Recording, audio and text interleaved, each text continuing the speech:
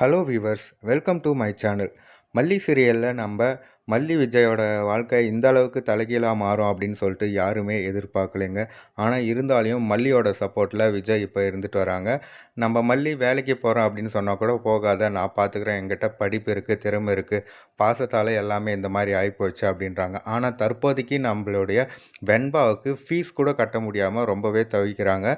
அதனால் ஒரு வேலைக்கு நான் எதுக்கும் போவேன் அப்படின்ற மாதிரி பேசிகிட்டு இருக்காங்க. நம்ம மல்லி பார்த்திங்கன்னா நம்ம விஜய்க்கு அவங்களுக்கு தேவையான ட்ரெஸ் இதுக்கு முன்னாடி எப்படி கோட் ஷூட் இந்த மாதிரி எல்லாம் தெரிஞ்சுட்டு இருந்தாரோ அதுக்கு அந்த ட்ரெஸ்ஸெல்லாம் எடுத்து தராங்க. அந்த நேரத்தில் பார்த்திங்கன்னா ராஜேஸ்வரி வராங்க.